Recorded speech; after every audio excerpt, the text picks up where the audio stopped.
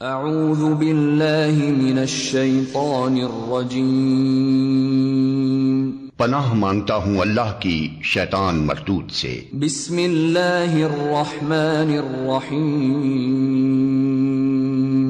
اللہ کے نام سے جو رحمان اور رحیم ہے۔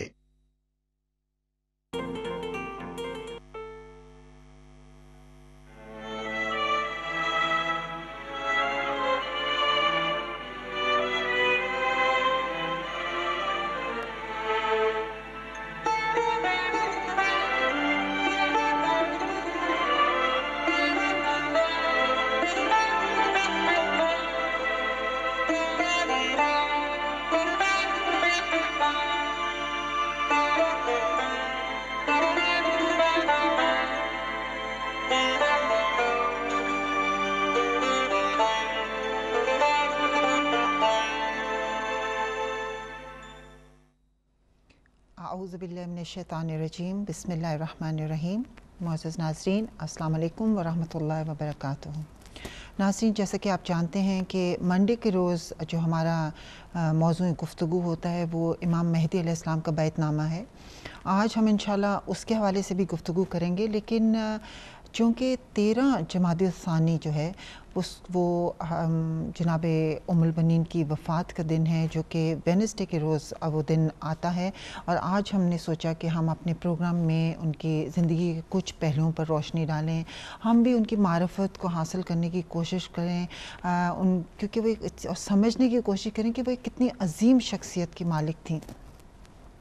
تو ہم آپ سب کو ان کی وفات کی تعزیت پیش کرتے ہیں، اور اس کے ساتھ ساتھ ہم چاہتے ہیں کہ آئیے ہم آپ سب مل کے اسی تعزیت کو اپنے 14 معصومین کی خدمت میں اور خصوصاً اپنے وقت کے امام مہدی علیہ السلام کی خدمت میں پیش کریں۔ اللہم صلی علی محمد وآل محمد وعجل فرجہم۔ ناظرین، جیسا کہ ہم جانتے ہیں کہ اسلامی تاریخ میں کچھ عورتیں ایسی گزری ہیں جو ایک امتیازی حیثیت رکھتی ہیں، جو کہ ہماری زندگی کے لیے مشعل راہ ثابت ہو سکتی ہیں، اور اس وسیع و عریض دنیا میں بسنے والی عورتوں کے لیے ایک انقلابی رہنما بن سکتی ہیں۔ بس انہی خواتین میں ایک محترم اور معزز شخصیت حضرت ام البنین ہیں۔ حضرت ام البنین علم و اخلاق میں، زہد و تقوی میں بلند معیار پر فائز تھیں۔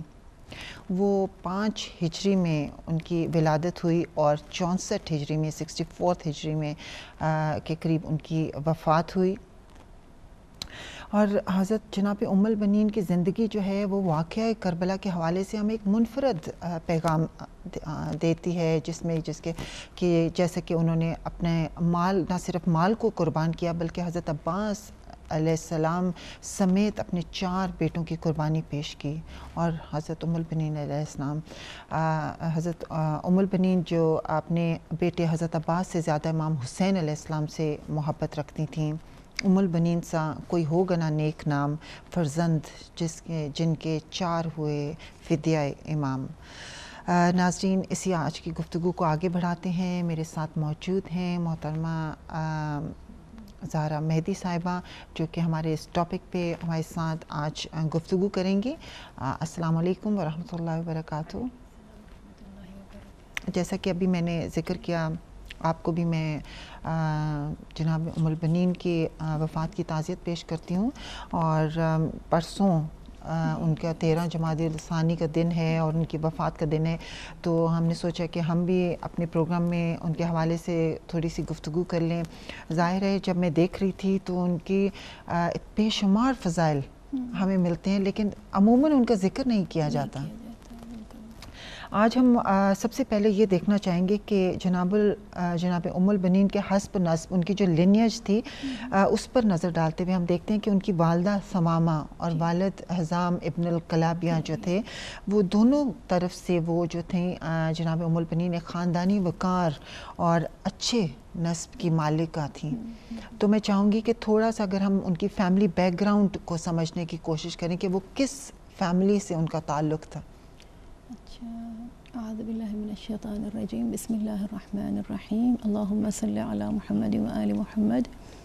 بیم ام البنین کے بارے میں جیسے کہ ابھی آپ نے ارشاد فرمایا کہ ان کی شہادت کا دن وینسڈے کو ہے، اول تو یہ خدا میں توفیق دے کہ ہم اس عظیم بی بی کو یاد کریں کہ جنہوں نے عزاداری کو قائم کیا.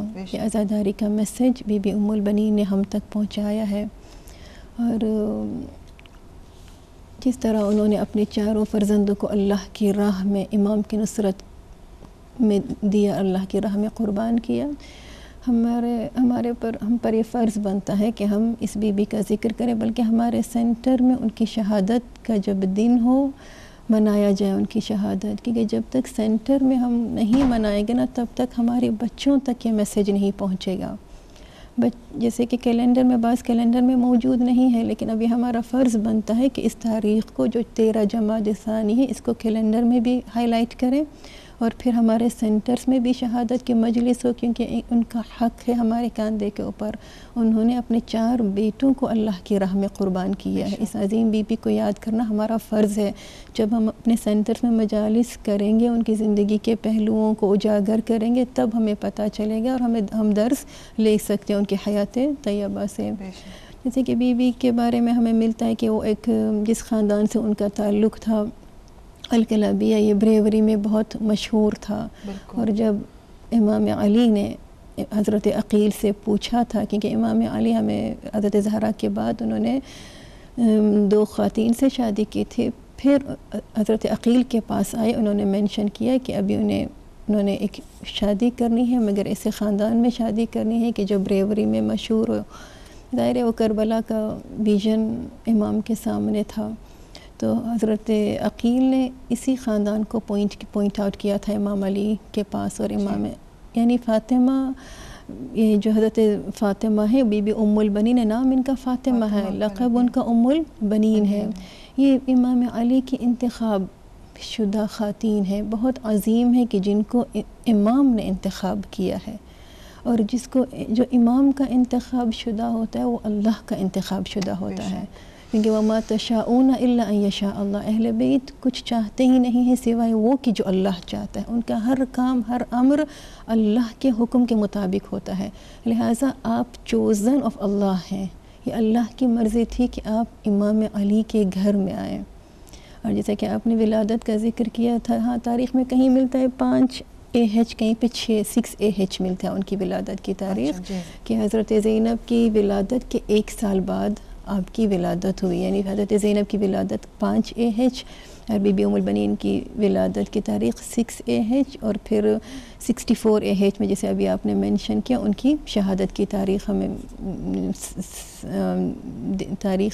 تاریخ تو 13 جمادی ثانی ہے، جو ایئر ہمیں ملتا ہے وہ 64 AH ہے. یعنی 3 years after کربلا اس دنیا سے وہ کوچ کر گئیں، اور 58 سال انہوں نے زندگی گزاری ہے. لیکن جب بی بی کا عقد ہوا تھا امام علی کے ساتھ، تو تاریخ یہ بتاتی ہے کہ اس وقت ان کی ایج بٹوین 17 and 20. یہ ڈیٹ ہمیں ان کی ایج ملتی ہے کہ ان کی ایج بٹوین 17 and 20 ہے. غالباً 21 ہجری میں ہمیں ملتا ہے کہ ان کا نکاح ہوا تھا. اچھا، اوکے. امام علی علیہ السلام تو وہ تقریباً اگر آپ لگائیں تو وہی اتنا 16-17 ایئرس. اوکے، جو میں نے پڑھا تھا وہی تھا، بٹوین 17 and 20 والی ایج تھی ان کی when she got married. But as I said، اگر آپ نے 17-20 تو اس کا مطلب ہے 25 ہجری میں پھر ان کا. اچھا، اس کے حوالے سے مطلب کہ اسی، کیونکہ میں نے بھی جو بک میں دیکھا تو اس میں مختلف ہمیں ڈیٹس ملتی ہیں، لیکن ایک رف آئیڈیا ہم تو لیتے ہیں کہ ان کی زندگی کے اتنے سال ایسے گزرے اور پھر اس میں یہ واقعات پیش آئے، تو ہمیں جسٹ تاکہ ہمیں آئیڈیا ہو جائے کہ کون سی چیز کب، کون سا واقعہ کس وقت پیش آیا. جی یعنی امام علی، حضرت زہرا کے امام علی نے بی بی ام البنین سے پہلے میں نے مینشن کیا تھا نا 2 خواتین سے شادی کی تھی. ایک اسما بنت امیس، محمد بن ابو بکر کی ماں. اور یہ محمد بن ابو بکر کے بارے میں بھی ہم جانتے ہیں کہ امام علی کے صحابیوں میں سے ہیں. ابو بکر کے فرزند محمد بن ابو بکر، جن کو امام علی نے پالا تھا، اور ان کو شہید بھی کیا گیا امام علی کی محبت میں. ان کا میں اس لیے مینشن کرتی ہوں کہ ضروری ہے ناظرین، جب بعض اوقات ہم زیارات کے لیے جاتے ہیں، اگر چھٹیاں ہیں اور اگر ہم افورڈ کر سکتے ہیں، اگر ہم مصر کی زیارت کے لیے بھی جائیں تو محمد بن ابو بکر کی ضرور زیارت کریں، کیونکہ ان کو شہید کیا گیا تھا امام علی کی محبت میں.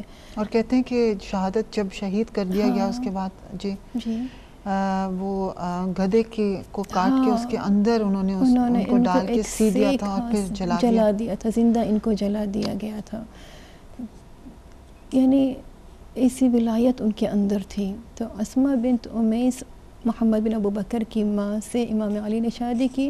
اس کے بعد ہمیں ملتا ہے کہ آپ نے خولہ بنت جعفر سے شادی کی جو محمد حنفیہ کی والدہ ہیں. اس کے بعد آپ کی شادی بی بی ام البنین سے ہوئی. جی اور یہ ان کی تیسری زوجہ تھیں جناب فاطمہ زہرا سلام اللہ علیہا کی وفات کے بعد. اور کہتے ہیں کہ ان کی شادی کے جب ان کی جناب ام البنین کی شادی ہوئی امام علی علیہ السلام سے تو اس شادی کے 1 سال کے بعد حضرت عباس علیہ السلام کی ولادت ہوتی ہے. تو وہ حضرت پھر ایک ہمیں چیز جو نوٹس کرنے کی, جیسے ابھی آپ نے پہلے بھی پوائنٹ کیا کہ وہ امام علی علیہ السلام اپنی شادی کے لیے جب حضرت اپنے بھائی عقیل کے پاس گئے تو شاید ہمیں بھی ایک پیغام اسی سے لینا چاہیے کہ انہوں نے کیا کہا کہ مجھے ایسے خاندان میں شادی کرنی ہے جو شجاع خاندان ہو, بہادر ہو, تاکہ وہ میرا یہاں ایسا بیٹا پیدا ہو جو کہ میرے حسین کی کربلا میں میرے حسین کے کام آئے, اس پہ تو اپنی جان فدا کریں. تو کیا آپ سمجھتی ہیں کہ ہمارے لیے بھی ایک پیغام ہے کہ جب ہم بھی اپنے بچوں کی شادیاں کریں تو ہم ایسی عورت کا انتخاب کریں جو کہ ہمارے بچوں کو بھی اسی طرح سے ٹرین کرے امام وقت کی نصرت کے لیے, جیسا کہ جناب ام البنین نے حضرت عباس کی ٹریننگ. ماں کا کردار بہت امپورٹنٹ ہے, ورنہ امیر المؤمنین خود معصوم ہیں. کیا وہ حضرت عباس کی خود بھی تو تربیت کر سکتے ہیں, مگر یہ پوائنٹ آؤٹ کر رہے ہیں نا یہ میسج ہمارے لیے کہ ماں کا کردار بہت اہم ہے. حالانکہ باپ معصوم ہیں لیکن ماں کا کردار بہت اہم رول ہے. ماں کا, بچے زیادہ تر ماں کو امیٹیٹ کرتے ہیں, زیادہ وقت ماں کے ساتھ سپینڈ کرتے ہیں.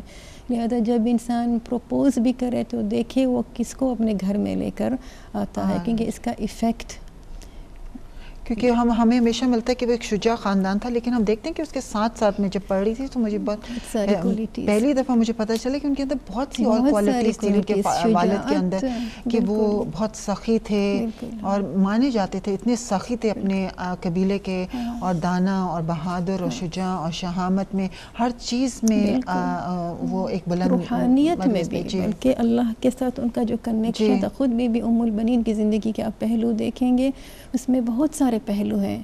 وفا کا پہلو ہے, ایک کمال تھا ان کے اندر ایک معنویت تھی, ایک روحانیت تھی, ایک کنیکشن تھا اللہ کے ساتھ.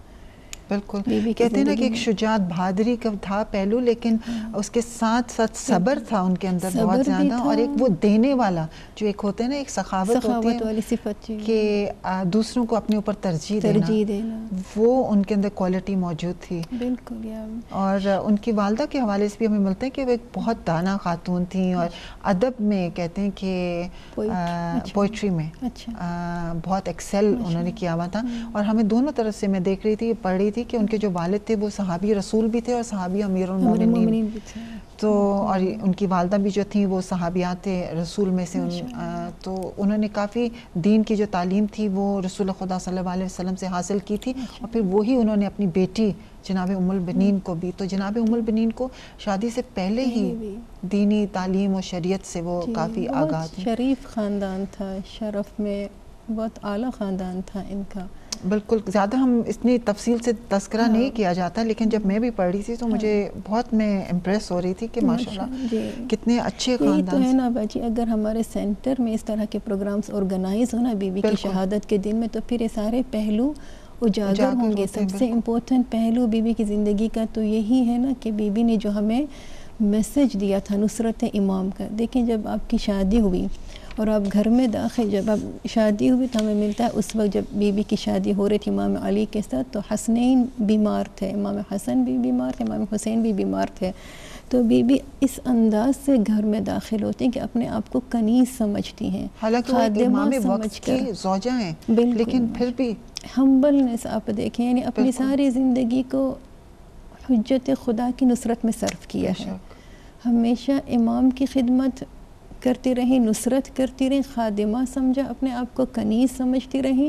اور یہی آپ دیکھیں اپنے بچوں میں بھی انہوں نے یہی تربیت اپنے بچوں کی بھی اس طرح سے کی. آج جو حضرت عباس کا جذبہ نصرت کا جو ہمیں نظر آتا ہے کربلا کے میدان میں, یہ بی بی ام البنین کی تربیت ہے, کیونکہ آپ نے پریکٹیکل رول ماڈل تھی اپنے بچوں کے لیے. جب یہ قافلہ کربلا کے لیے جا رہا تھا تب بھی آپ نے وصیت کی تھی اپنے بچوں سے کہ جب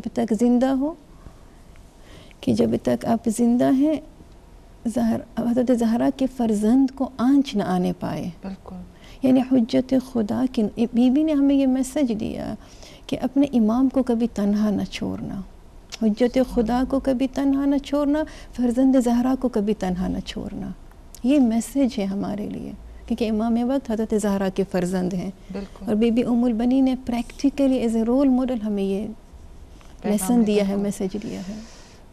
بالکل. اور ہمیں ملتا ہے کہ جب حضرت عباس علیہ السلام کی ولادت ہوتی ہے تو اس کے 10 سال کے بعد ان کے دوسرے بھائی جو ہیں عبداللہ, ان کی ولادت ہوئی. تو وہ کچھ روایات بتاتی ہیں کہ 8 سال کے بعد, لیکن وہ جو ایک 8 یا 10 سال کا پیریڈ تھا وہ قدرت کا نظام دیکھیں کہ وہ کیسے انہوں نے امام علی اپنے والدین کے زیر سایہ اور ان بہن بھائیوں کے جو کہ امام حسن, امام حسین علیہ السلام اور جناب زینب اور جناب ام کلثوم کی ساری اٹینشن فوکس جو تھی, فوکس آف اٹینشن وہ تھے, توجہ کے مرکز وہ تھے. بالکل, اتنے معصوموں کے درمیان وہ تربیت پا رہے تھے. اور اس لیے شاید قدرت کا یہ نظام تھا کہ 8-10 سال تک وہ جب تمام تربیت ان کی مکمل ہو جائے تو پھر ان کا کوئی زندگی میں دوسرا بھائی یا بہن اس دنیا میں آئے. تو اس سے بھی ہمیں ملتا ہے کہ کتنا انہوں نے کتنا کچھ اس دوران حاصل کر لیا. کہتے ہیں کہ وہ پراپر جو ایک شخصیت ڈیولپ ہوتی ہے وہ اس 8-10 سالوں میں ان کی وہ شخصیت جو تھی وہ عروج پر پہنچ گئی. بالکل, سارا فوکس. بالکل. جی, آپ کے 4 بیٹے ہیں نا, پہلے مولا عباس ہیں, پھر عبداللہ, پھر جعفر ہیں, پھر ہمیں ملتا ہے عثمان ہے. کئی جگہ پہ حضرت عثمان کو جو ہے وہ انہوں نے اب عمران بھی نام لکھا ہوا ہے. اچھا, حضرت عثمان کا نام امام علی نے اپنے کمپینین کے پیچھے رکھا نا, عثمان ابن مظعون. بالکل, یہ آپ کے کمپینین تھے اور اتنے نیک کمپینین تھے, اتنے پائس تھے. امام علی کو اس صحابی سے بڑی محبت تھی, ایک لگاؤ تھا, یعنی کیونکہ وہ اتنے پائس تھے کہ زمانے جاہلیت میں بیفور دا ایڈونٹ آف اسلام بھی ان اتنے پائس تھے کہ انہوں نے کبھی شراب تک کو نہیں چھوا تھا. یعنی جاہلیت سے پہلے بھی انہوں نے ایسے کام نہیں کیے, اور آپ امام کے صحابی کمپینین تھے. تو جب حضرت عثمان پیدا ہوئے, یعنی ام البنین کے گھر میں بیٹا پیدا ہوا, تو امام علی نے چاہا کہ اپنے اس کمپینین کے پیچھے عثمان ابن مظعون کے نام کے پیچھے بیٹے کا نام انہوں نے رکھا تھا. بالکل. اور عبداللہ کا نام انہوں نے اپنے حضرت رسول خدا کے والد کے نام کے پیچھے, اور جعفر کا کہتے ہیں کیونکہ ان کو اپنے بھائی جعفر سے بھی بہت پیار تھا, محبت تھی, لگاؤ تھا, تو ان کے نام پہ انہوں نے وہ نام رکھا. جی, ہم دیکھتے ہیں جیسے ابھی آپ نے کہا کہ جناب ام البنین نے بھی ایک بہت اہم کردار ادا کیا حضرت عباس علیہ السلام کی اپ برنگنگ میں, کیونکہ جیسا ابھی آپ نے کہا کہ صرف والد کا ہی رول نہیں تھا وہاں پہ, ماں نے بھی ایک کردار ادا کیا. اور چونکہ ماں کے اندر وہ ایک اچھی خصوصیات تھیں جو کہ انہوں نے اپنے بیٹوں کو آگے پاس آن کی, اور کیسے امام وقت کو کیسے تیار کیا. اور ہمیں روایات میں ہمیں یہ اکثر ملتا ہے کہ وہ ہر موڑ پہ اور وقت بہ وقت حضرت عباس علیہ السلام کو یاد دہانی اس بات کی کراتی تھیں کہ کبھی امام حسین علیہ السلام کو بھائی کہہ کے یا اخی کہہ کر نہ پکارنا, ہمیشہ مولا یا آقا کہہ کے بلانا. تو ایون جب کہتے ہیں ہمیں ملتا ہے کہ جب قافلہ مدینے سے روانہ ہو رہا تھا اور سب لوگ سواریوں پہ سوار ہو گئے, اور آخر میں جب حضرت عباس سوار ہونے لگے تو پھر ام البنین نے ان کو واپس بلایا. تو جناب ام البنین نے ان کو دوبارہ سے تاکید کی کہ دیکھنا زہرا کا بیٹا کسی موڑ پہ اکیلا نہ رہے. یہ ہمارے لیے بہت بڑا میسیج ہے, کیونکہ حضرت زہرا کا بیٹا وہ امام وقت ہے, حجت خدا ہے. یہی تو میسیج بی بی نے ہمیں دیا ہے, بی بی ام البنین نے, کہ امام کی نصرت بہت امپورٹنٹ ہے. بالکل ہر موڑ پر ہر موڑ۔ کتنی سخت سچویشن کیوں نہ ہو، جیسے کہ ہم نے پچھلے ڈسکشن میں بھی مینشن کیا تھا کہ جناب زینب سے زیادہ سخت کسی کی سچویشن نہیں تھی۔ جناب زینب جس سچویشن سے گزر رہی تھی، بھوکی بھی تھی، پیاسی بھی تھی، فزیکلی ویک بھی تھی، آپ بی بی رسن بستہ بھی تھی، دشمنوں میں گری ہوئی تھی، پھر بھی آپ نے ہر موڑ پر سید سجاد کی حفاظت کرتی رہیں، امام وقت کی حفاظت کرتی رہیں۔ اور یہ میسیج سب کے لیے تاکہ کل کسی کے پاس یہ ایکسکیوز نہ رہے کہ ہمارے پاس غربت تھی، فقیری تھی، ہم خود ایسے حالات میں تھے، ہم کس طرح امام کی نصرت کرتے۔ امام کی نصرت کے کئی طریقے ہیں، مال سے بھی ہو سکتا ہے، زبان سے بھی ہو سکتا ہے، کچھ بھی نہیں ہے تو کم از کم کردار سے امام کی نصرت ہو سکتی ہے۔ اپنا کردار ایسا اس ہم طرح لوگ بنائیں کہ لوگ دیکھیں، بالکل کہ پوچھنے پہ مجبور ہوں کہ کس کے ماننے والے ہیں۔ بالکل، امر بالمعروف صرف زبان سے نہیں ہے نا، امر بالمعروف کے لیے بعض اوقات زبان کی بھی ضرورت نہیں ہوتی، انسان اپنے کردار کو ایسا بنا لے کہ خود جہاں جائے گا وہ امر بالمعروف ہوتا جائے گا۔ سبحان اللہ، بالکل۔ اور ہمیں روایات بتاتی ہیں کہ واقعہ کربلا کے بعد 5 خواتین ایسی تھیں کہ جو سائے میں نہیں بیٹھیں، چھت کے نیچے نہیں بیٹھیں، اور ان میں جناب ام البنین کا بھی ذکر ملتا ہے۔ جی، ام رباب، ام فروا، ام لیلہ اور حضرت جناب زینب اور ام البنین کا ذکر ملتا ہے کہ وہ بھی ان خواتین میں سے تھی کہ جو سائے میں نہیں بیٹھی۔ اور مجلس تو بعد کربلا سب سے پہلی مجلس آپ کے گھر میں منعقد ہوئی، بی بی ام البنین کی پہلی مجلس عزا بعد کربلا ہوئی تھی، اور آپ جنت البقیع میں جاتی تھیں، بلکہ جناب بی بی ام البنین نے جنت البقیع کو سینٹر آف عزاداری بنا دیا تھا۔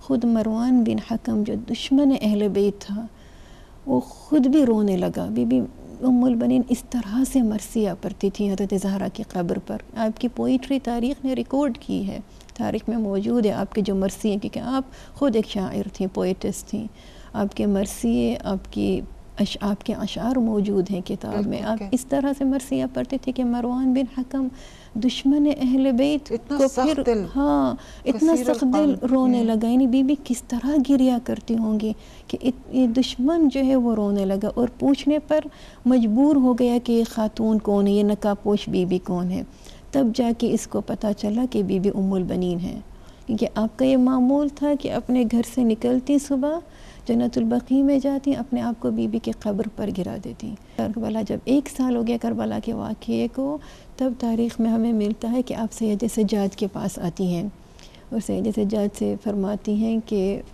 وہ زیارت کرنا چاہتی ہیں کربلا کی۔ بی بی فرماتی میں کربلا کی زیارت کرنا چاہتی ہوں، میں دیکھنا چاہتی ہوں اس جگہ کو جہاں پر فرزند فاطمہ کو شہید کیا گیا۔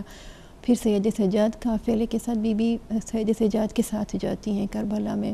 آج بھی اگر آپ کربلا میں جائیں نا باجی، بھی مولا عباس کے حرم کے کئی دروازے ہیں، ایک دروازے کے اوپر باب ام البنین لکھا ہوا ہے، یہ وہ دروازہ ہے کہ جس سے بی بی داخل ہوئی تھی، اور پہلی مرتبہ آپ اپنے بیٹے پر انہوں نے وہاں پر ماتم کیا، بیٹے کے قبر پر، اور گریہ کیا ہے۔ کہتے ہیں کہ وہاں جب داخل ہوئی تھی تو وہاں گر گئیں اور بیہوش ہو گئیں، اور انہوں نے تو اس لیے اس باپ کا نام انہوں نے پھر باب ام البنین، کہ اس راستے سے وہ داخل ہوئی تھی۔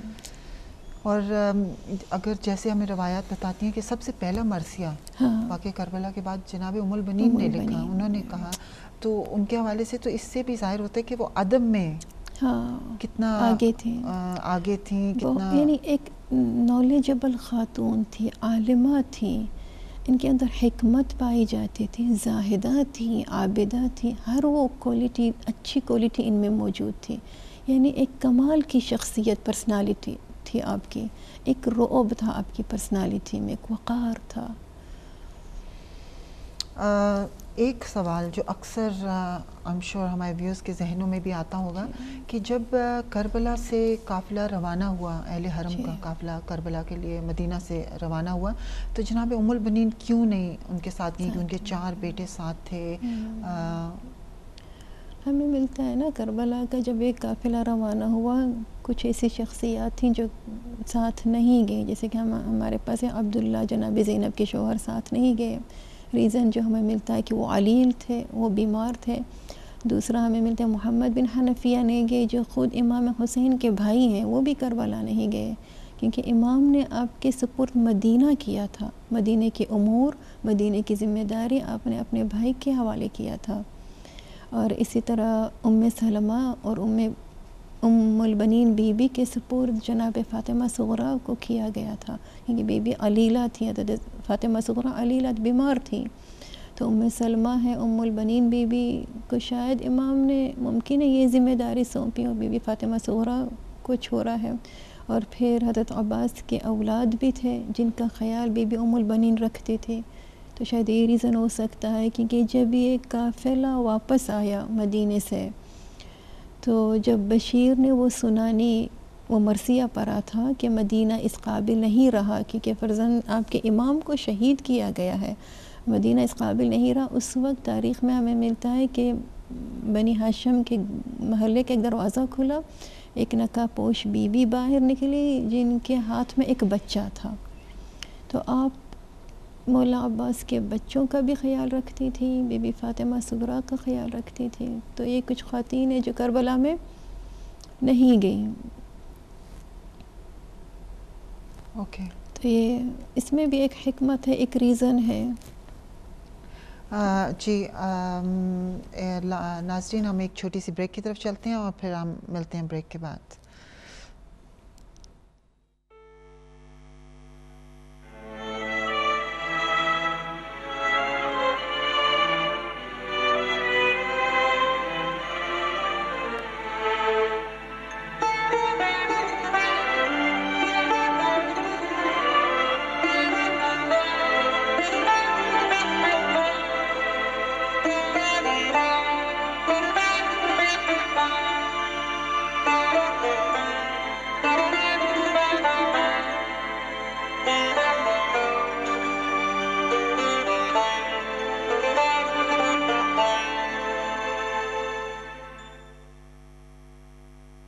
اپنے گھروں کو اسلامی ماحول دینے کے لیے اور اسلامی لیونگ کو اختیار کرنے کے لیے ہدایت ٹی وی پر ایک پروگرام اسلامی معاشرے کے عنوان سے شروع کیا گیا ہے، جس میں تمام گھریلو مسائل پر اسلام کی روح سے گفتگو کی جائے گی، جس میں ہم یہ جان سکیں گے کہ اسلام کے کیا تقاضے ہیں، کس قسم کا لائف سٹائل ہمارا ہونا چاہیے اور گھروں کا ماحول کیسا ہونا چاہیے. یہ سب جاننے کے لیے ہمارے اس ہدایت کے پروگرام کو دیکھیے جو ہفتہ وار آپ کی خدمت میں پیش کیا جائے گا.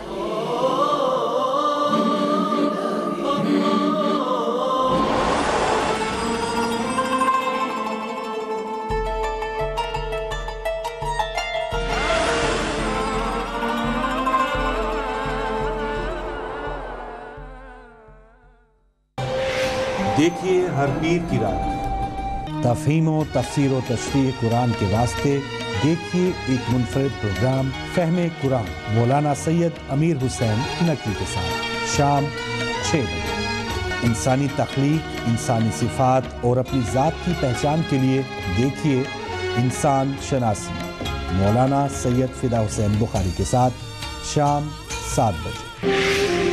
ہدایت کا نذرانہ روزانہ.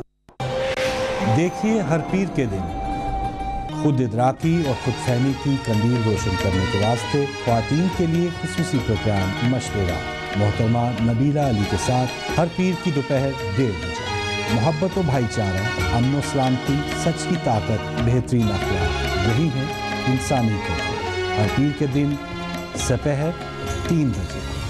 اپنے گھروں کو اسلامی ماحول دینے کے لیے دیکھیے اسلامی معاشرہ جناب مولانا سید مصدق تقی کے ساتھ. ہدایت کا نذرانہ روزانہ.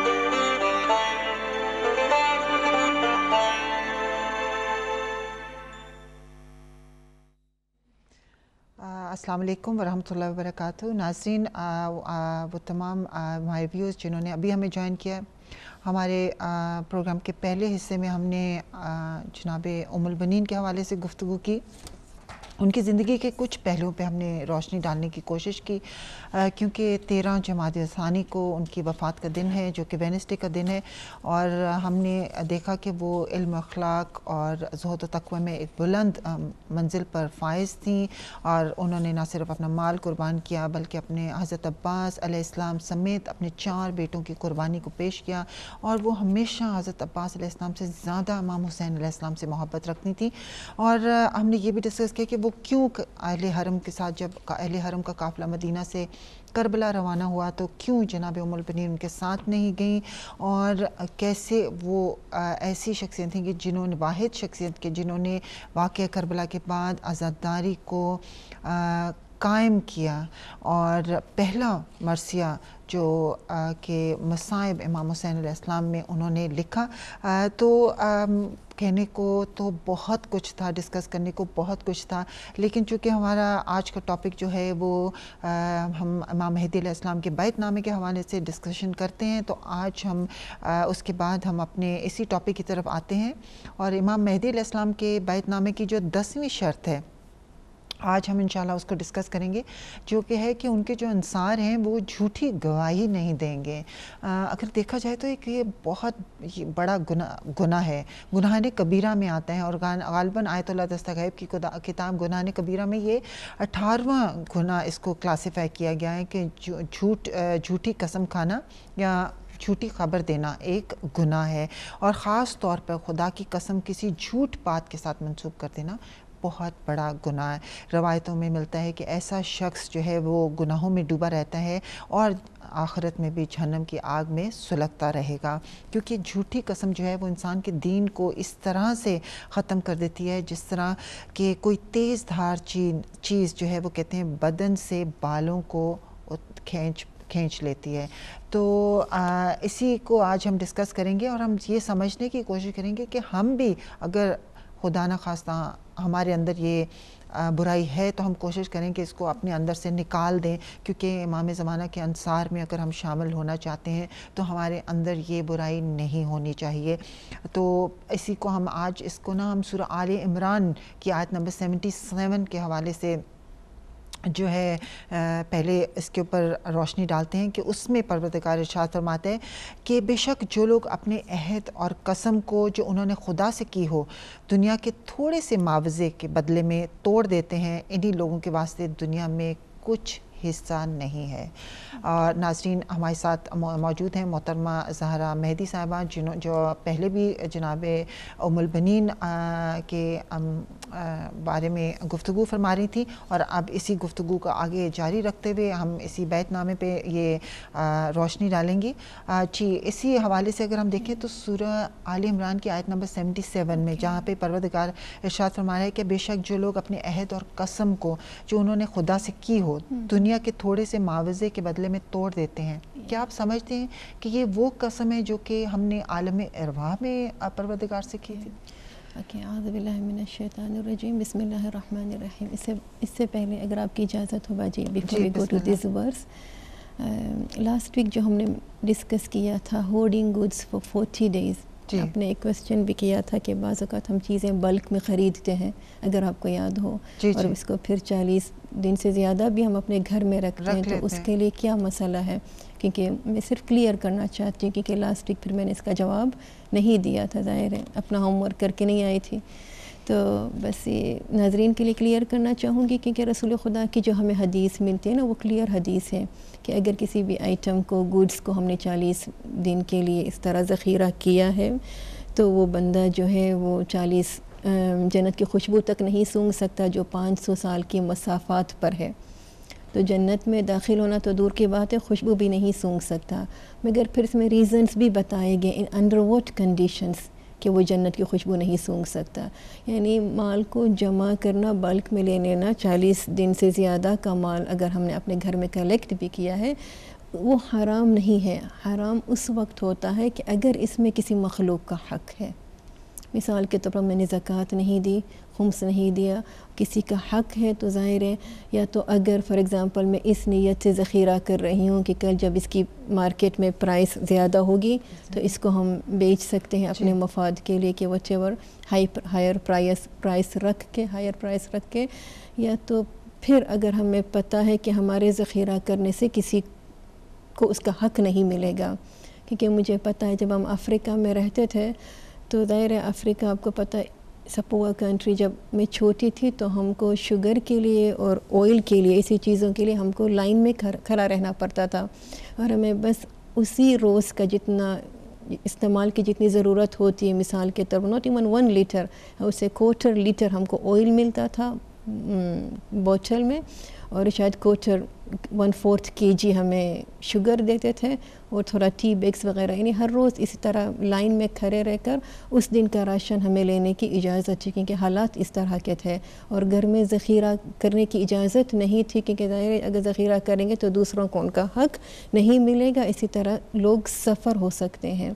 تو اس under these conditions we are not allowed کہ اگر کسی کو تکلیف ہو رہی ہے ہاں تو اس میں ہم نہیں ذخیرہ ہولڈ نہیں کر سکتے، یہ اسی لیکن اگر اپنی سہولت کے لیے بازار میں وافر چیز مہیا ہے اور ہم اپنی سہولت کے لیے اس کو گھر میں رکھ رہے ہیں تو اس میں کوئی حرج نہیں ہے، اس میں کوئی حرج نہیں ہے، ہمیں پتہ ہے کہ اس سے کسی کو نقصان نہیں پہنچنے والا ہے اگر ہم نے اپنے اس کو، لیکن اگر ہم نے خمس جیسی چیزیں ادا نہیں کیا اور ہم مال جمع کرتے رہے، بعض اوقات یہ ہوتا ہے نا کہ لوگ کہتے ہیں کہ بچت ہی نہیں ہوتی، خمس کہاں سے دیں، لیکن اگر ہم دا وے وی آر لیونگ، اپنا سٹائل آف لیونگ ہم دیکھیں گے تو اس سے تو کبھی بچت نہیں ہوگی، پھر ضرورت سے زیادہ جب انسان مال جمع کرے ہاں تو پھر وہ خمس کے پیسے کہاں سے بچیں گے کہ وہ حقدار تک پہنچے۔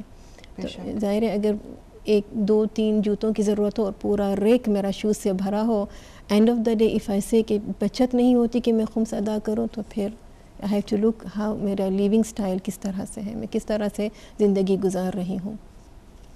بے شک، تو بہت شکریہ جی، آپ نے یہ I just wanted to clear this point because پھر وہ ٹینشن مزید اس کی ڈیٹیل جی بیان فرما دی تو اب کافی یہ جو ہے پوائنٹ کلیئر ہو گیا جی۔ یہ جو آپ نے ابھی سورہ آل عمران کی آیت ابھی مینشن کی، اگرچہ آیت اس وقت میرے سامنے نہیں ہے، لیکن آپ دیکھیں گناہان کبیرہ جو ہے نا، جو 25 کوالٹیز آف انصار بتائی گئی ہے نا، سب سے زیادہ mostly if you look into these 25 qualities it's all to do with حقوق الناس، زیادہ سے زیادہ حقوق الناس کے اوپر ہے کہ چوری مت کرو، غیبت مت کرو، جھوٹی گواہی، کسی کو نقصان نہ پہنچانا، کسی کو نقصان نہ پہنچے ہماری ذات سے، عزت پہ آنچ نہ آئے، کسی کی عزت پہ آنچ نہ آئے، یعنی سارے حقوق الناس سے تعلق یہ کوالٹیز ہیں۔ تو دس شوز کہ مخلوق کا حق کتنا زیادہ ہے ہمارے کاندھوں کے اوپر، اور خدا نے اس کو کبھی الگ ہی نہیں کیا۔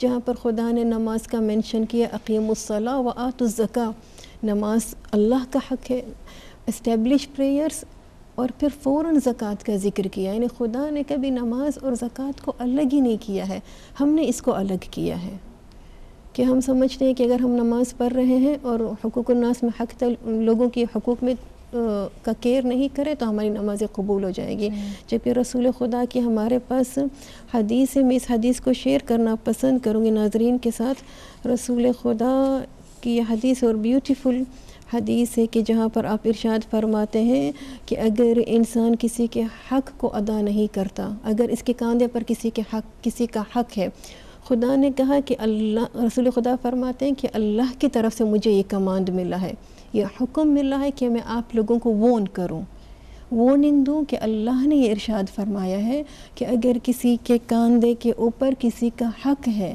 اور اگر وہ نماز کے لیے کھڑا ہوتا ہے تو میں اللہ اس پر لعنت بھیجتا ہوں۔ استغفر اللہ۔ تو وہ بندہ کہ اگر کہ ہمارے اوپر کسی کا حق ہے اور ہم اس کے حق کی ادائیگی نہیں کرتے، ریکٹیفائی نہیں کرتے، فار ایگزامپل کسی کو ہم نے اتنا گرا دیا غیبت کے ذریعے، پھر ہم نے اس کو ریکٹیفائی ہی نہیں کیا، تو پھر کیا ہوگا؟ اللہ کہتے جب تک تمہارے کاندھے کے اوپر کسی کا حق ہے، کسی کا مال تمہارے اس میں ہے اور تم ادا نہیں کرنا چاہتے، ادا نہیں کر رہے ہو، اگر تم نماز کے لیے کھڑے ہوگے تو اللہ کی فرماتا ہے کہ میری لعنت اس انسان پر ہے۔ تو یہ بہت بڑی بات ہے. یہ 25 کوالٹیز میں اگر آپ دیکھیں زیادہ سے زیادہ مخلوق اللہ کے مخلوق کا حق ہے. اور جو نماز پڑھتا ہے، نماز قائم کرتا ہے، اگر اس کی نماز قبول ہو گئی ہے تو مخلوق کے حق کو ضرور ادا کرے گا. ہو ہی نہیں سکتا کوئی نمازی ہو، کوئی مؤمن ہو اور مخلوق کے خدا کے حق کو ادا نہ کرے.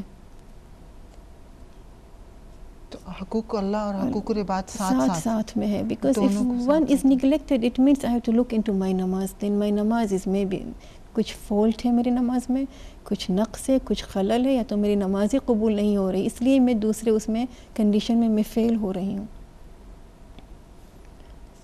اور آل عمران کی اگر آپ آیت میرے لیے ریپیٹ کر دیں باجی.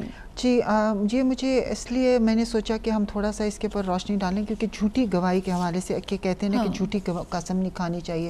اور ایک ہم نے عہد، جیسے کہ اس میں ہے کہ بے شک جو لوگ اپنے عہد اور قسم کو جو انہوں نے خدا سے کی ہو دنیا کے تھوڑے سے معاوضے کے بدلے میں توڑ دیتے ہیں. تو کیا میں سمجھ رہی تھی کہ کیا آپ کا مطلب ہے کہ یہ وہ قسم ہے جو کہ ہم نے اللہ سبحانہ وتعالیٰ سے عالم ارواح میں کی تھی اور پھر ہم نے اس قسم کو توڑ دیا، یہاں کی دنیا کی رنگینیوں میں اتنے محو ہو گئے کہ وہ قسم جو تھی وہ ہم اس کو بھول گئے ہیں، اور وہ معاشرے میں کتنی بیماریاں اور برائیاں ہیں ہم نے ان کو اپنا لیا. بالکل یہ صحیح ہے آپ کی بات، کیونکہ ہم نے عالم زر میں اس کا اعتراف کیا.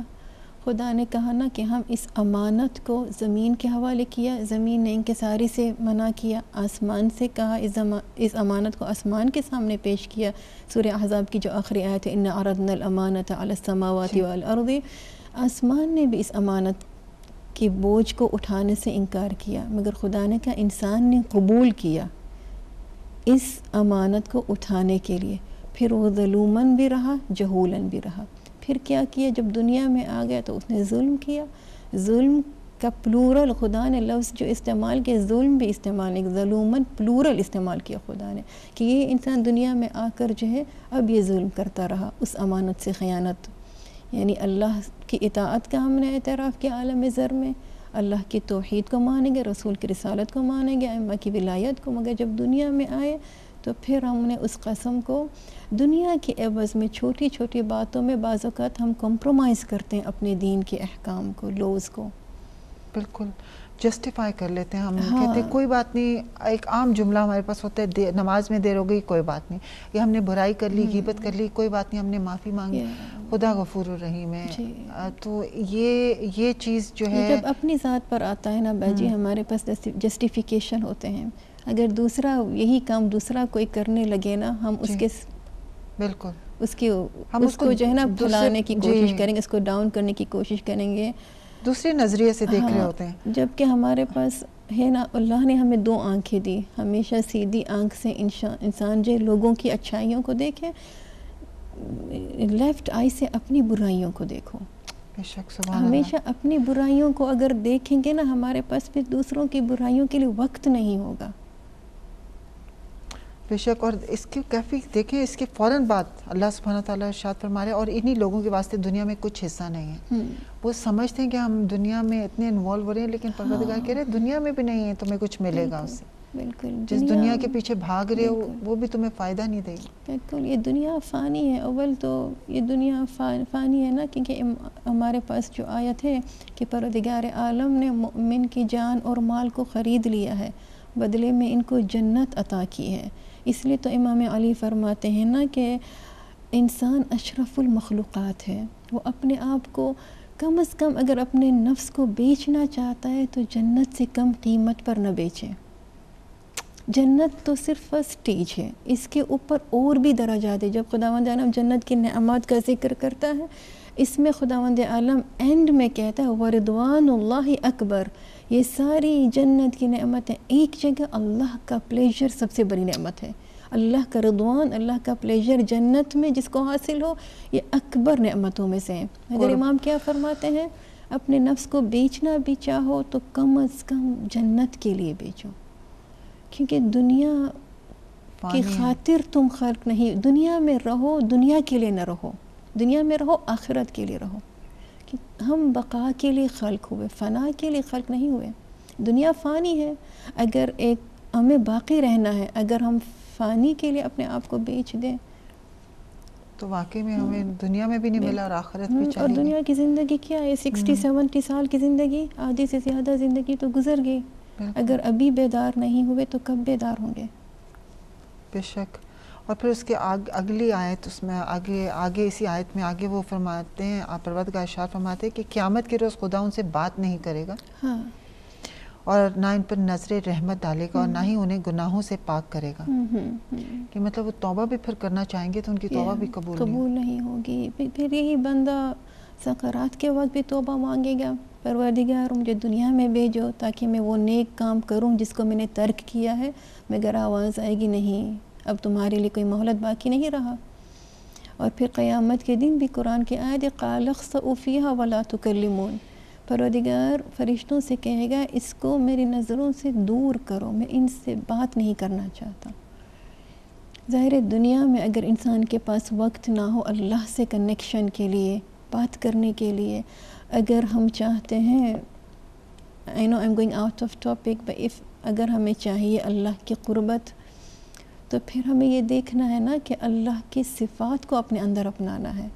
اللہ کے 99 نیمز کو، ایٹریبیوٹس کو ہم نے دیوار پر تو لگا دیا ہے اچھی فریم بنا کر، دیوار کی زینت و اسماء الحسنہ بن گئی، حالانکہ یہ قلوب کی زینت کے لیے تھا. ہم نے کیا کیا؟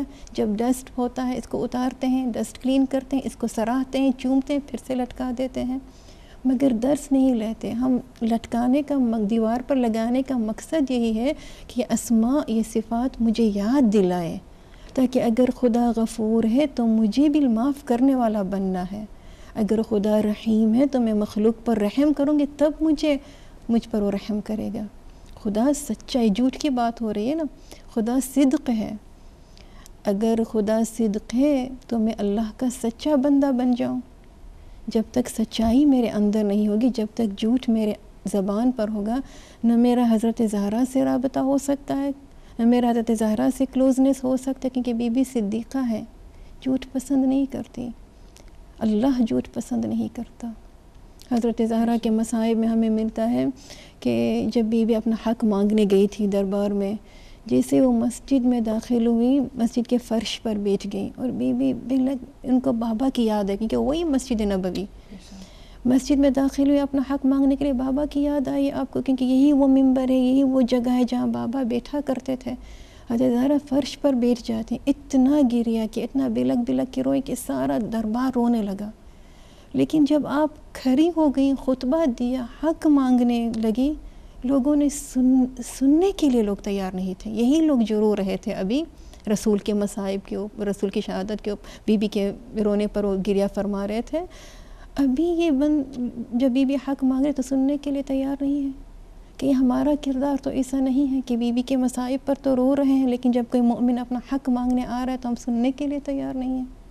all this مصائب پہلو is got a lesson for us. بالکل، واقعی میں بہت خوبصورت آپ نے بیان فرمایا کہ واقعی ہمیں سوچنے کی کہ اگر ہم جھوٹ بولتے ہیں، جھوٹی قسم کھانا، جھوٹی گواہی دینا، تو ظاہر ہے کہ یہ ہماری جو یہ برائی ہے یہ ہمیں جناب فاطمہ زہرا سے دور کرتی ہے بجائے نزدیک کرنے کے. نزدیک کر دے بجائے نزدیک. ہم یہ سمجھتے ہیں نا باجی کہ ہم مجلس میں چلے کہ ایک مجلس کے بعد دوسرے مجلس کے بعد تیسرے مجلس ہم نے گریہ کیا، ہمارا فرض جو ہے ختم ہو گیا. ہمارا فرض ختم نہیں ہوا جب تک ہم نے ان کوالٹیز کو نہیں اپنایا. کیونکہ ہم جھوٹ پر ابھی ڈسکس کر رہے ہیں. اگر ہمیں اللہ کے نزدیک ہونا ہے، بی بی سے نزدیک ہونا ہے، تو سب سے پہلے اللہ کی صفت، یہی صفت سچ والی صفت ہمیں اپنانی ہے. اللہ کو یہ صفت اتنی پسند ہے کہ آپ نے اپنے حبیب کو بھی صادق، رسول خدا صادق ہیں، خدا صادق ہے اور حضرت زہرا صدیقہ ہیں. اس کوالٹی کو اگر اپنے اندر لے کر آئیں گے باجی، پھر اللہ کا وعدہ، خدا کہتا ہے من جاء بالحسنۃ فلہ عشر امثالھا، جو ایک بھی نیکی میرے بارگاہ میں لے کر آئے گا ہم اسے 10 گنا زیادہ دیں گے. تو اگر صرف ایک سچ والی صفت پر میں کام کروں گی نا، اللہ تعالیٰ اگر میں سچ بن جاؤں، اللہ کا سچا بندہ، ہم سچے بندے ہم بن جائیں، ہماری زبان پر جھوٹ نہ ہو، جھوٹی گواہی نہ دیں، جھوٹ نہ بولیں، تو پھر کیا اگر میں سچ والی صفت کو اپنا لیا، خداوند عالم مجھے اجر کیا دے گا، دوسری 10 اور صفتیں میرے اندر کریٹ کرے گا. دوسری 10 اور صفتیں اللہ کی میرے اندر آ جائیں گی، کیونکہ اللہ نے کہا کہ جو ایک نیکی لے کر آتا ہے ہم اس کو اجر میں 10 ٹائم 10 کر کے دیتے ہیں۔ بے شک کبھی یہ ہوتا ہے کہ کچھ ایسی سچویشنز ہیں کہ جہاں پہ کہتے ہیں کہ آپ جھوٹی قسم کھانے کی اجازت ہے، جیسے کہ کہتے ہیں کہ اگر کوئی ظالم حکمران ہے یا کوئی زبردستی کسی سے ٹیکس وصول کر رہا ہے اور وہ اس کے پاس صرف وہی لمیٹڈ پیسے ہیں کہ وہ جس سے کہ وہ اپنی مالی اخراجات کو پورا کرتا ہے، تو وہاں پہ وہ جھوٹ بول سکتا ہے کہ میرے پاس پیسے نہیں ہیں کہ میں تمہیں ٹیکس دوں۔ تو آیت اللہ دستغیب اپنی کتاب میں لکھتے ہیں کہ اس سچویشن میں آپ جو ہے وہ قسم کھا لیں کہ میرے پاس وہ پیسے نہیں، کیونکہ وہ صرف اتنے ہی پیسے ہیں کہ جس میں آپ کی زندگی کا گزر بسر ہو سکتی ہے۔ تو کچھ ایسی سچویشن ہے، لیکن ہم لوگ تو چونکہ ہمارے پاس ایک پوائنٹ ایسا آ جاتا ہے پھر ہم اس کو ٹویسٹ کر کے مختلف جگہوں پہ ہم کہتے ہیں کہ یہ ہم وہ لگژریز کو بھی کہتے ہیں کہ ہماری نیسیسٹیز ہیں، ہمارے لیے پوری نہیں ہو رہی ہیں اور ہمارے پاس پیسے نہیں ہیں تو ہم نہیں دے سکتے۔ ہمارا یہی ہے نا، جیسے کہ جو محاورہ میں ملتا ہے انگلی دو تو ہاتھ لے لیا، یہی ہمارا ہے کہ اگر کہیں پہ خدا نے ہمیں تھوڑا سا ہمارے لیے وہ کیا اجازت ہے ہمارے لیے لوپ ہول چھوڑا ہے تو ہم اس کو وہ ایڈوانٹیج لیتے ہیں اور پھر اس کو ہم غلط طرح سے اپنی سوچ کے مطابق ہم اس کو استعمال کرنا شروع ہو جاتے ہیں۔ تو جیسے کہ کہتے ہیں نا کہ جھوٹ کے حوالے سے امام محمد باقر علیہ السلام سے ہمیں ملتا ہے کہ انہوں نے کہا ہے کہ اگر کہیں تم حق پر بھی ہو، حق بات بھی ہے اور تمہیں جھوٹی قسم کھانی پڑ رہی ہے تو کوشش کرو کہ اگر وہ نہ کھاؤ تو اگر اس کے بغیر اگر تم اپنا حق ثابت کر سکتے ہو تو اس کو بھی اوائڈ کرو۔ تو ہم تو سچی بات تو چھوڑیں، ہم تو جھوٹی بات پر بھی قسم، جھوٹی بات پہ بھی انسان کھا لیتا ہے۔ بعض اوقات ہم اتنا ایزیلی کہہ دیتے ہیں کہ قرآن لے کر آؤ، قرآن کی قسم کھانے کے لیے تیار ہوں، یا بچوں کی قسم لوگ کھا لیتے ہیں اور ریئلائز نہیں کرتے کہ اس کے کانسیکوینسز کیا ہیں۔ کہتے ہیں کہ خاص طور پہ کسی شخص کے لیے اس کی عزت کو کم کرنے کے لیے یا کسی کا مال جو ہے اس میں نقصان اگر اس سے پہنچے اور وہ ایسی قسم کھا لے یا وہ صرف اتنا ہی کہہ دے کہ خدا جانتا ہے کہ میں سچ ہوں اور وہ غلط ہو، تو کہتے ہیں کہ اس کا بھی اس کو گناہ ہوگا۔ لیکن وہی چونکہ خدا جیسی ذات کو انوالو کیا ہے اپنی مفاد کے لیے، جھوٹی بات کے لیے، it's very difficult. I don't know، اتنے گٹس اور اتنی جرأت یہ گناہوں کے اصرار پر ہوتا ہے۔ جب انسان بہت مصر ہوتا ہے نا، گناہ ریپیٹ کیے جاتا ہے پھر وہ اس بے حس ہو جاتا ہے، اس کا ضمیر مر جاتا ہے، پھر وہ خوف والی بات ہی نہیں ہوتی۔ بعض اوقات لوگ سچی بات پر بھی قسم نہیں کھاتے، کانپتے ہیں، ٹریمبل ہوتے ہیں۔ تو آئی ڈونٹ نو، یہ میں نے دیکھا کئی لوگ سچی بات پہ بھی قسم نہیں کھاتے حالانکہ وہ حق پر ہوتے ہیں، کہتے ہیں کوئی بات نہیں، اگر مال چلا بھی گیا ہے دے دو اس کو، ہم نے اس کو معاف کر دیا ہے۔ بے شک وہ جیسے کہ فروع کافی میں امام جعفر صادق علیہ السلام فرماتے ہیں کہ حضرت عیسیٰ کے کچھ حواریوں نے ان سے پوچھا کہ ہمیں کچھ نصیحت فرمائیں، تو انہوں نے اتنی مجھے یہ بڑا خوبصورت ان کا جملہ لگا۔ حضرت عیسیٰ علیہ السلام نے فرمایا کہ میں تم کو حکم دیتا ہوں کہ خدا کی نہ جھوٹی قسم کھاؤ نہ سچی۔ حضرت عیسیٰ تو مطلب کہ کوشش یہ کی جائے کہ ہاں اگر کوئی ایسی سچویشن ہے جہاں پہ کہتے ہیں کہ کسی کی عزت خطرے میں ہے تو یا کسی کا مال خطرے میں ہے، مومن کا مال، اور پھر وہی مخلوق پہ آپ نے بالکل صحیح فرمایا کہ مخلوق پر آنچ آئے تو انسان یعنی قربانی دینے کے لیے تیار ہو جائے، اس مومن کو بچانے کے لیے، مخلوق کے خدا کو بچانے کے لیے، کہ جھوٹی قسم کھانا یا کہ کسی دو لوگوں میں صلح کرانی ہو، وہی مخلوق میں کہ آپس میں محبت پیدا کرنے کے لیے لوگوں کے، تو وہاں پہ اللہ سبحانہ وتعالیٰ نے کہا ہے کہ آپ کسی کا بھلا جس میں ہو رہا ہو تو اگر ضرورت ہو تو، ورنہ کوشش کی جائے کہ بغیر اس کے جو ہے قسم کھانے کی بات ہو جائے۔ لیکن جھوٹی قسم جی کہتے ہیں جی جھوٹی گواہی کی قسم جی جھوٹی قسم کہتے ہیں کہ جھوٹی قسم اگر کسی نے غلطی سے کھا لی ہو اور بعد میں یا کبھی کبھی انڈر پریشر کہیں ایسی سچویشن میں ہو لوگوں کے آ کے اس نے ایک جھوٹی قسم کھا لی کیونکہ وہ اس کے ملنے والے تھے یا دوست احباب تھے، ان کو خوش کرنے کے لیے کسی اور بعد میں وہ ریئلائز کر رہا ہے کہ میں نے جھوٹی قسم کھا لی ہے، تو آپ کیا فرمائیں گی کہ اس کو کس طرح سے اس کا ازالہ کیا جائے؟ اوکے، ایک اول تو میں نے اس کے بارے میں ریڈ نہیں کیا اس لیے میں بتا نہیں سکوں گی، لیکن اگر وہ کسی عالم سے رابطہ کرے یا تو فقہ میں چلا جائے، فقہ کے لوز ہوں گے، کچھ تو ہوگا کہ ریکٹیفائی کرنے کے لیے اس کو کیا عمل کرنے کا ہے۔ پروردگار سے ہاں بالکل استغفار، اول تو استغفار ہے، سب سے پہلی چیز تو استغفار ہے، استغفار کرے۔ لیکن اگر کچھ اور بھی جیسے کہ پرومس بھی اگر کوئی توڑ دے تو فقہ میں لوز ہے کہ اگر میں نے کوئی پرومس توڑ دیا ہے تو مجھے کیا کرنے کا ہے، اس کا کفارہ ہے جی۔ لیکن یہ کہ اگر کوشش کر سکتا ہے اسی شخص کے پاس واپس جا کے اسی سے ہی معافی مانگ سکتا ہے کہ میں نے غلط قسم کھائی تھی، ہاں معافی مانگ لے، استغفار کرے۔ اور اگر کچھ اور بھی ہے جیسے کہ اگر کسی کے مال جھوٹی قسم کھانے سے کسی کے حق میں مال میں کہ کچھ میں نقصان ہوا تو اس نقصان کو پورا کرے۔ اگر میری جھوٹی قسم کھانے سے یا تو جھوٹی گواہی دینے سے کسی کو پرابلم ہوا ہے، کسی کو میں نے پرابلم میں ڈال دیا ہے تو اس کو بھی ریکٹیفائی کرنا پڑے گا، اس عمل کو وہ نقصان پورا کرنا پڑے گا جو میری وجہ سے کسی کو ہوا ہے۔ بالکل جیسے آیت اللہ دستگیر اپنی کتاب گناہ کبیرہ میں ہی لکھتے ہیں کہ اگر کسی نے جھوٹی قسم کھائی ہے تو اس کا کفارہ ہے کہ وہ یا 3 روزے رکھے یا پھر 10 محتاجوں کو کھانا، مسکین کو کھانا کھلائے، یا ان کو 10 لوگوں کو کپڑے پہنوائے، اور نہیں اگر یہ اتنی استطاعت نہیں رکھتا کہ وہ کسی کو افورڈ کر سکتا تو پھر وہ 3 روزے رکھے اس کی قسم توڑنے کا۔ قسم توڑنے قسم اگر قسم توڑیے، اگر کسی نے قسم اس کے ساتھ پرومس کیا ہے کسی چیز پہ، اس نے جا کے قسم توڑ دی ہے تو یہ اس حوالے سے کفارہ بتایا گیا۔ جی ہم بات میں پرومس کرتے ہیں اور ہم ریئلائز بھی نہیں کرتے کہ ہم نے لوگوں کے ساتھ کتنے پرومسز کیے ہیں، اور بعض اوقات یہ promise I will do that, promise میں تمہارے گھر میں آؤں گی۔ خدا جانتا ہے کہ میں بالکل بات پہ ہم پرومس کرتے ہیں، وعدہ کرتے ہیں، یا پھر بھول بھی جاتے ہیں۔ بالکل، تو ہمیں پروبیبلی کانشیس ہونے کی ضرورت ہے کہ ہم ایسی یہ جو غلطی ہے وہ نہ کی جائے۔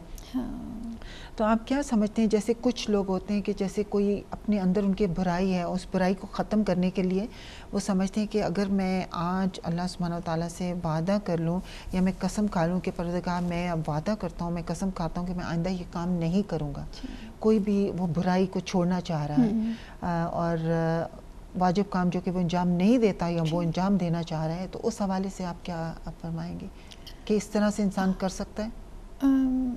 وہ خدا سے توفیق طلب کر سکتا ہے کہ پروردگار مجھے توفیق دے کہ میں اس گناہ کو پھر سے ریپیٹ نہ کروں، اور اگر مجھ میں قضا نمازیں ہیں، قضا روزے ہیں، تو پروردگار اس بات کی توفیق دے جو قضا ہے میرے کاندھے کے پر اس کو میں ادا کروں۔ میں تجھ سے توفیق طلب کر رہا ہوں، جب تک تو توفیق نہیں دے گا، توفیق بہت ضروری ہے، اللہ سے توفیق طلب کرے اور پھر توفیق کے بعد عمل بھی کرے، قدم بھی اٹھائے، کوشش کرے، یعنی جو برائی میرے اندر ہے اس کو میں دور کروں، جو برائیاں اس کو بھی دور کرنے کے لیے ہمیں توفیق مانگنی چاہیے، مانگنی چاہیے، اور ہمت اور توفیق کے دعاؤں کا سہارا لے، اہل بیت علیہ السلام کی دعاؤں کا سہارا لے، اپنی اسپریچولیٹی کو بلند کرے۔ جیسے وہ بلند ہوتا جائے گا پھر اس کو یہ دنیا بہت پست لگے گی، پھر اس کو خود کو ریئلائز ہوگا کہ کن چیزوں کے پیچھے وہ بھاگ رہا ہے اور اپنا ٹائم کہاں وہ ویسٹ کر رہا ہے، کیونکہ اس ٹائم کا بھی مجھ سے کل کو سوال ہوگا۔ بے شک۔ آپ کیا سمجھتے ہیں کہ امام زمانہ کیوں اس شرط پر بیعت لیں گے؟ کیونکہ ایک تو یہی ہے کہ وہ جو تمام شرائط جس پہ وہ بیعت لے رہے ہیں، یہ بھی ہے کہ وہ اگر وہ لوگوں سے شرط پہ بیعت لے رہے ہیں تو بیعت کا مطلب ہے کہ وہ ان کو اپنی ایک وعدہ کر رہے ہیں، ان کے ساتھ ایک قسم لے رہے ہیں کہ پرومس ہے کہ ہم یہ کام نہیں کریں گے، تو یہ انہوں نے اس کو اٹ سیلف ایک اس کا حصہ بنا دیا کہ اگر آپ نے میرے ساتھ وعدہ کیا ہے تو اس سے یاد رہے ان کو کہ ہم نے وعدہ کیا ہوا امام سے، تو ہمیں اس سے پھرنا نہیں ہے۔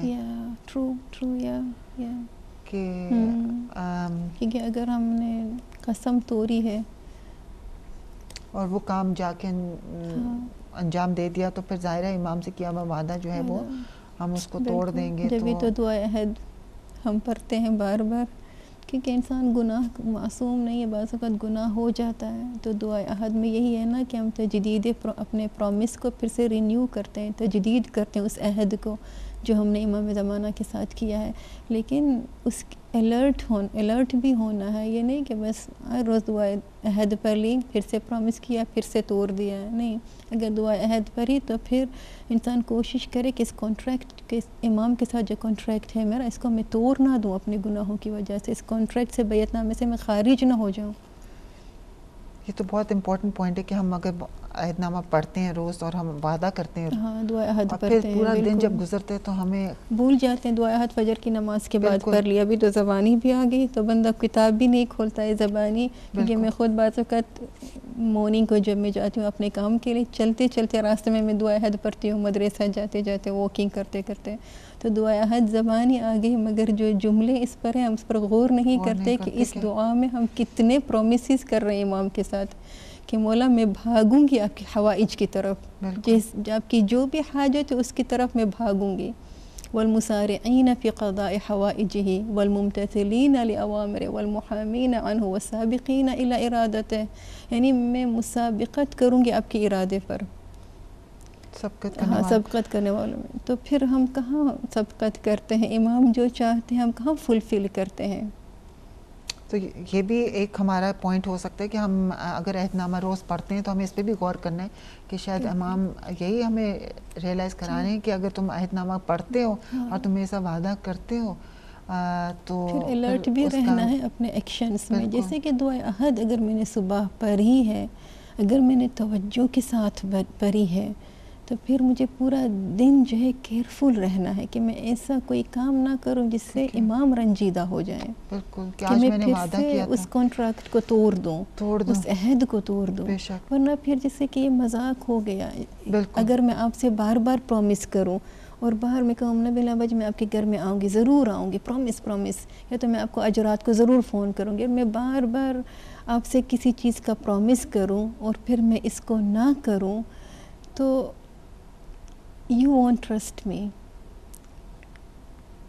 تو ایک عام انسان کے ساتھ بھی ہم اس طرح کا سلوک, ہمیں شرمندگی ہوتی ہے کہ اس انسان کو آج ہم نے لیٹ ڈاؤن کیا تو کل ہم اس کو کم از کم لیٹ ڈاؤن نہ کرے. ہوتا ہے پھر اس کے سامنے جاتے ہیں تو ایک شرم محسوس کرتے ہیں کہ وہ کیا سمجھے گا کہ میں نے اس کے ساتھ وعدہ بھی کیا تھا اور میں نے اس کو پورا نہیں کیا. ایک چلو کبھی کبھی ریزن ہوتا ہے تو بندہ سمجھتا ہے, سمجھنے والا, لیکن اس کو بعض اوقات ہے نا ہماری ایک عادت سی ہو گئی پرومس کرنے کی ہر بات پہ. تو ایک عام انسان کے ساتھ بھی یہ اچھی عادت نہیں ہے. یہ تو کائنات کے امام ہیں جن کے ساتھ ہم دعا عہد میں ہمیشہ پرومس کرتے ہیں کہ مولا میں یہ کروں گی, مولا میں وہ کروں گی. تو ہمیں اس بات کو توجہ دینی چاہیے. جی ناظرین, اب ہم چلتے ہیں اپنے دوسرے سیگمنٹ کی طرف, رب زدنی علما, اور ملتے ہیں بریک کے بعد.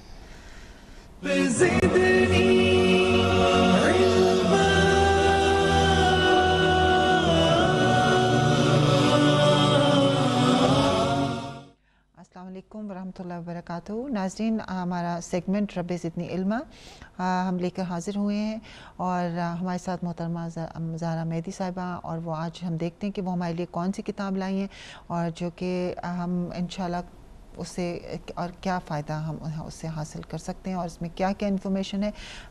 تو چلتے ہیں ان کی طرف, محترمہ زہرا صاحبہ کی طرف. جی محترمہ زہرا صاحبہ. جی بسم اللہ الرحمن الرحیم. میں ناظرین کے ساتھ یہ کتاب شیئر کرنا چاہتی ہوں. یہ گناہان کبیرہ ہے, اس کی آیت اللہ دستغیب کی کتابیں ہیں. میرے پاس اس کی 7 جلدیں ہیں. اگر اس کے بعد بھی کوئی جلد ہو, مجھے اس کا علم ہے, میرے 7 جلدیں میرے پاس ہیں. ان میں جو ہے نا اس کتاب کو اس لیے میں نے چوز کیا آج کیونکہ یہ بہت اہم کتاب ہے. جو 25 کوالٹیز ہم ڈسکس کر رہے ہیں انصار امام کی, کتنا امپورٹنٹ ہے. آج ہر مومن کی یہ دل کی تمنا ہے کہ وہ امام کے ناصران میں سے ہو. ہر نماز کے بعد ہماری یہی دعا ہے کہ مولا ہمیں اپنے انصار میں شامل کر لیں. تو اس کتاب میں جو وہ 25 کوالٹیز آف انصار کے جو گناہان کبیرہ ہیں, اس کتاب میں یہ سب کچھ موجود ہے کہ اگر ہم نے ان گناہوں سے پرہیز کیا, اس سے دور رہے, پھر ہی ہم امام کے ناصرین میں شمار ہو سکتے ہیں. اور جیسے کہ میں نے مینشن کیا, زیادہ سے زیادہ اس میں جو گناہ ہیں موسٹلی اس سے حقوق الناس, تو امام کس طرح ہم ایکسیپٹ کریں گے جب ہم حقوق الناس کی ادائیگی نہیں کریں گے تو امام ہمیں اپنے لشکر میں ایکسیپٹ کر ہی نہیں سکتے. تو ان گناہان کبیرہ میں آئی تھنک ناظرین کے پاس یہ کتاب ہوگی، مگر بعض اوقات ہے نا کہ کتابیں ہوتی ہیں ہمارے پاس مگر وہ شیلف میں رکھی ہوتی ہیں، ہم بھول جاتے ہیں. لیکن یہ کتاب بہت امپورٹنٹ ہے کہ انسان اس کو جو ہے وہ تھوڑا اسٹڈی کر لے. اس میں کافی ہے، جیسے کہ غیبت ہے، جھوٹ ہے، جھوٹی گواہی پر کہ جھوٹی گواہی کتنا گناہ ہے کہ اس سے انسان کو نقصان پہنچتا ہے، اس کے لیے عذاب جو بتایا گیا ہے. جھوٹی گواہی کے اوپر ہی تھوڑا میں بتاؤں گی کہ جھوٹی گواہی کے لیے قرآن میں آیت ہے کہ قرآن کی جو آیت ہے وَلَا تَكْتُمُوا الشَّهَادَةَ وَمَنْ يَكْتُمْهَا فَإِنَّهُ آثِمٌ قَلْبُهُ کہ شہادت کو، گواہی کو نہ چھپاؤ، اس لیے کہ اگر انسان گواہی کو چھپاتا ہے تو اس کا دل گنہگار ہو جاتا ہے.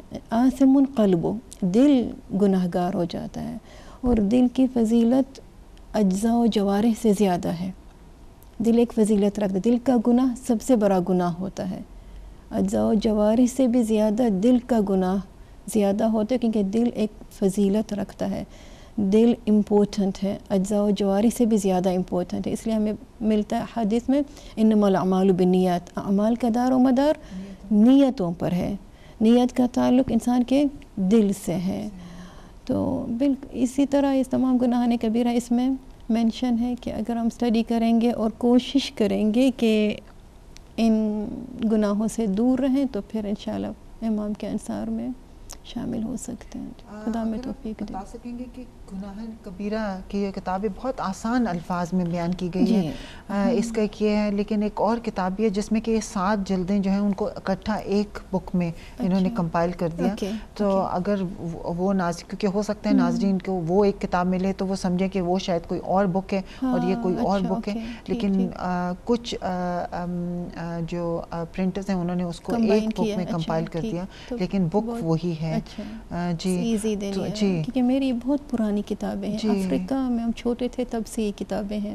جی پہلے یہ تھیں، اب انہوں نے ایک بک میں اس کو کمبائن کیا، ایزی کر دیا ہے، اور انٹرنیٹ پر بھی سب موجود ہے تو کتاب اٹھانے کی ضرورت نہیں ہے. انٹرنیٹ پہ اگر اردو شیعہ بکس میں جائیں تو یہ کتابیں وہاں پہ بھی موجود ہیں، اس میں بھی پڑھ سکتے ہیں لوگ. انٹرنیٹ پہ بھی اگر یہاں پہ تو اویلیبل نہیں ہوں گی، لیکن بہت ضرورت ہے کیونکہ ہر گناہ کے اوپر اتنا ڈیٹیل میں بتایا گیا ہے.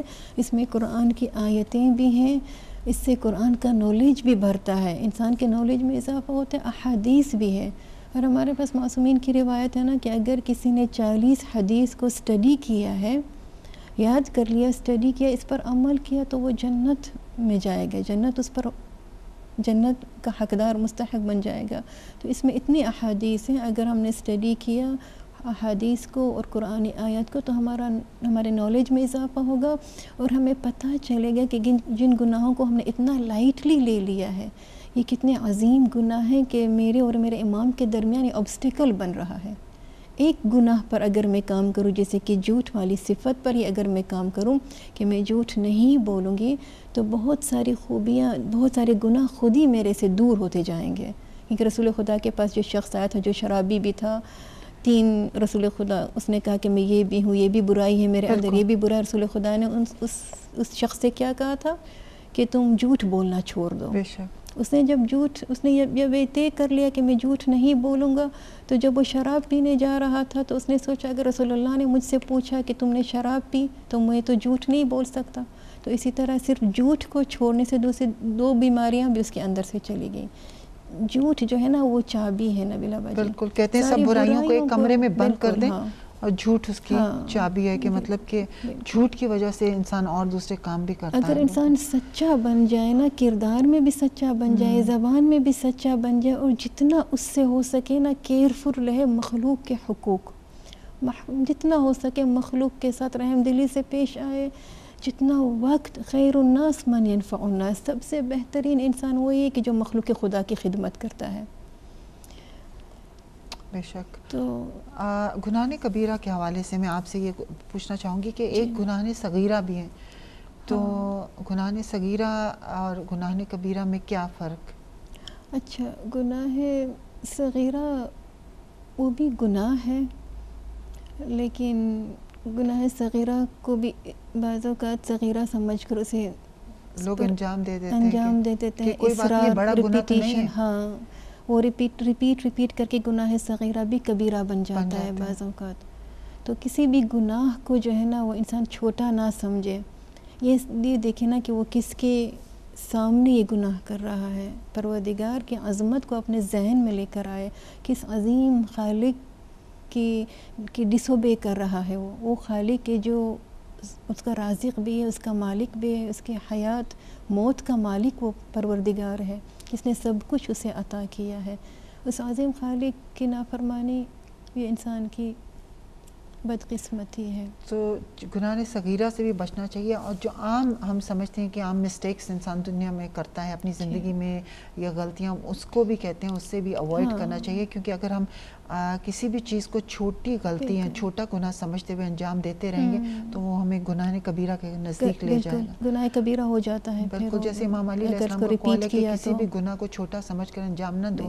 ہو سکتا ہے پروردگار کی نگاہ میں وہ بڑا ہو، اور کسی بھی نیکی کو چھوٹا سمجھ کے نہ چھوڑو.